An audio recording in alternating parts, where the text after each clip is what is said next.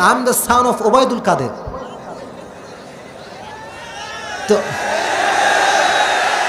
তো ফেরেশতা বলবে কনফার্ম জান্নাতি, বলবে আমার উদ্দেশ্য কাউকে ছোট করা নয়, আমার উদ্দেশ্য একটা, কবরে কোনো নেতার পরিচয় দিয়ে ছাড় পাওয়া যাবে না।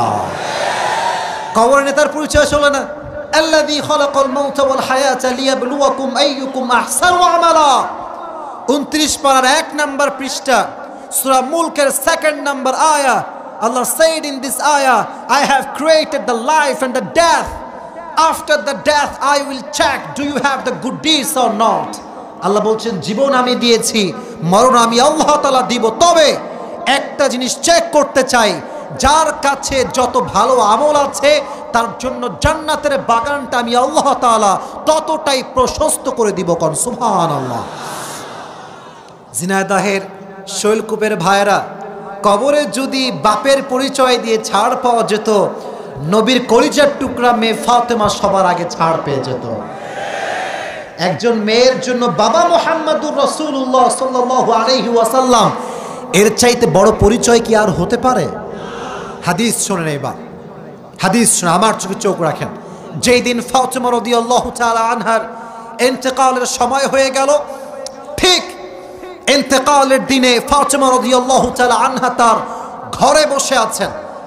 এই দুটি হাত, হাদিসে এসেছে দুটি হাত ফাতেমা এভাবে দিয়ে বসে আছেন, মন খারাপ, দুটি হাত দিয়ে বসে আছে। হঠাৎ করে আলী রাদিয়াল্লাহু তাআলা আনহু ঘরে এসেছেন। ফাতেমা, তোমার চোখে হাত কেন? হাত নামাও। যখন তিনি হাত নামিয়েছেন, দেখতে পাচ্ছেন ফাতেমার দুটি চোখ বেয়ে বেয়ে অশ্রু ঝরছে। ফাতেমা, তুমি কাঁদছো কেন? ফজরের নামাজের পর তোমার চোখের কোঠায় পানি কেন? ফাতেমা রাদিয়াল্লাহু তাআলা আনহা চোখের পানি মুছতেছেন আর বলছেন, হে আলী, আজ আমি ভোর রাত্রে আমার কলিজার টুকরা প্রিয় নবীকে স্বপ্নে সাক্ষাৎ করেছি। কোন সুবহানাল্লাহ। এবার আলী রাদিয়াল্লাহু তাআলা আনহু বলছেন, ফাতেমা, এটা তো সুসংবাদের বিষয়, গৌরবের বিষয়, তোমাকে তোমার বাবার সঙ্গে সাক্ষাৎ করিয়েছে একজন, জবান খুলে বলেন তিনি কে? তবে তোমার চোখের কোঠায় কেন পানি?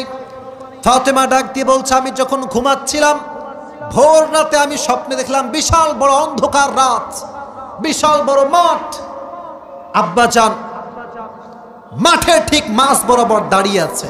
আব্বাজান, আপনি অন্ধকার রাতে এখানে কি করছেন? আপনি কি খুঁজতেছেন? নবীজি আমার দিকে তাকিয়ে একটা মুচকি হাসি দিলেন আর বললেন, ফাতেমা, আমি কাউকে খুঁজছি না, আমি তো আমার কলিজার টুকরা মেয়ে ফাতেমাকে খোঁজার চেষ্টা করছিলাম। সুবহানাল্লাহ পড়া। আব্বাজান, আমি এসে গিয়েছি, বলেন কি বলবেন? নবীজি বলছেন, ফাতেমা, দুনিয়াতে অনেক থাকলা, আর কত, চলে আসো আমার কাছে, চলে আসো। দুনিয়ায় কোনো শান্তি নাই, এখানে আসলে তোমার পুরো জীবনটা শান্তি দ্বারা ভরপুর হয়ে যাবে। সুবহানাল্লাহ পড়লেন না? লাঙ্গলবাদের ভাইয়েরা, মাঝে মাঝে দেখবেন আমরা রাতে যখন ঘুমাই, যাদের আব্বা মারা গিয়েছে, মা মারা গিয়েছে, স্বপ্নে মাঝে মাঝে সাক্ষাৎ হয় না? বলেন না কেন হয় না? হয় না? হয় না? হয়। তো দেখবেন মাঝে মাঝে আব্বা বলে ছেলেকে, এই বাবা, আমি না ভালো নেই, কবরে আমার কাছে চলে আয়, আর কত দুনিয়ায় থাকবি, আমার কাছে চলে আয়, তোর দুনিয়া থাকার কোনো প্রয়োজন নয়। যদি এই স্বপ্ন কেউ দেখে, ব্যাখ্যা কি জানার দরকারটা আছে না নাই? যদি কেউ তার স্বপ্নে দেখে তার আব্বা ডাকছে, মা ডাকছে, ভাই ডাকছে কবর থেকে, কই থেকে? কবর থেকে, এর ব্যাখ্যা হচ্ছে তার হায়াতের সময়সীমা বাকি আর তবে it's not 100% confirm. It could be happen আর it could be not happen, হতেও পারে নাও হতে পারে, সব ইচ্ছা একজনের হাতে। তিনি কে? ফাতেমা রাদিয়াল্লাহু তাআলা আনহা বলছেন, হে আলী, আমাকে কিন্তু সাধারণ কেউ ডাকে নাই, আমাকে যিনি ডেকেছেন তার ডাকে কোনো সন্দেহ থাকতে পারে না, ঠিক না বলেন? আলী বুঝে গিয়েছে যে ফাতেমার সময় শেষ, ফাতেমাকে হাত্তা যুরতুমুল মাকাবির, কবরে যাওয়া লাগবে। তো অবাক করা বিষয় কি জানেন? যারা বিবাহিত এসেছেন তারা এই কথাটা ভালো করে বুঝবেন। বাংলাদেশে আসলে নারী নির্যাতন কেস আছে, পুরুষ নির্যাতন কেস বাংলাদেশে আছে। কথা বলেন ঠিক কিনা প্রিয় ভাইয়েরা আমার? আমার বিশ্বাস, ব্যক্তিগতভাবে মনে করি মুরব্বীরা আমার কথা এগ্রি হবেন কিনা আমি জানি না, যদি বাংলাদেশে এই কেস ওপেন করা হয় যে পুরুষ নির্যাতন কেস আজ থেকে জারি করা হলো, স্বামীগুলোকে একটা কেউ বাসাতে হারিকেন দেওয়ার খুঁজে পাওয়া যাবে না, সব থানায় গিয়ে ভিড় করবে, সব থানায় চলে যাবে। কারণ কিছু কিছু বউ আছে আজকাল স্বামীকে স্বামী নয়, স্বামীকে স্বামী নয়, স্বামীকে স্বামী নয়, গোলাম মনে করে, গোলাম মনে করে। এরকম মেয়ে বাংলাদেশে আছে না নাই?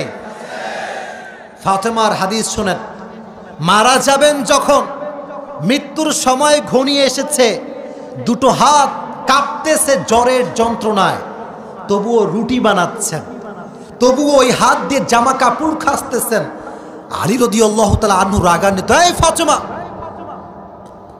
এই ফাতেমা, তুমি তো মারা যাবা, তুমি কাজ করছো কেন? থামো, স্টপ, টেক এ রেস্ট, আরাম করো। ফাতেমা বলছে, আমার বোনেরা বিল্ডিং থেকে বসে থাকলে হবে না, শুনতে হবে। ফাতেমা বলছে, হে আলী, আজ তো আমি ডবল কাজ করব, কারণ আমি আল্লাহকে দেখাতে চাই আমার রব। তুমি ফাতেমার দিকে তাকায় দেখো, ফাতেমা মৃত্যুর আগ মুহূর্তে